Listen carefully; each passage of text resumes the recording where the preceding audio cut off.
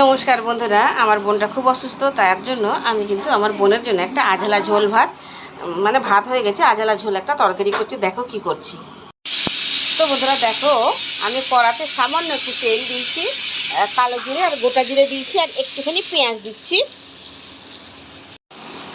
তো দেখো এখানে এই দেখো বেগুন কাটা আছে, আর আছে আলু, পেঁপে, পটল আর কুমড়োর একটু নরম নরম ডগাগুলা দেব, দিয়ে আমি বোনের জন্য একটা ঝোল ভাত করে নেব, ঝোল করে নেব। তো এখানে শুকনো লঙ্কা একটু চিড়ে দিয়েছি, ব্যাস।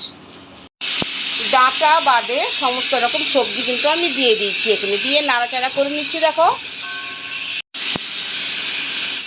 স্বাদ মতো লবণ দিয়ে দিলাম, পরিমাণ মতো লবণ দিয়ে দিলাম।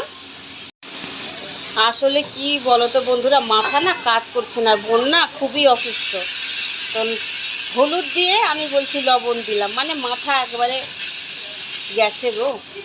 তো লবণ হলুদ দেওয়ার পর আমি সামান্য একটু জল দিয়ে দিয়েছি, দিয়ে এখন এটাকে একটু আমি কষিয়ে নেব, কেমন, ঢাকা দিয়ে। তো বন্ধুরা দেখো, মশলা ছাড়া সবজিটা কষিয়ে নিয়েছি, আর উপর থেকে না আমি কাঁচা লঙ্কা দিয়ে দিয়েছিলাম। দেখো একটু ঝাল ঝাল না হলে কিন্তু ভালো লাগবে না, তাই না? তো দিয়ে দিয়েছিলাম। এবার এটা আধা সেদ্ধ হয়ে গেছে, আমি কিন্তু দেখো কুমড়োর ডগাগুলো সব দিয়ে দিলাম। এবার নাড়াচাড়া করে আমি কিন্তু জল দেবো।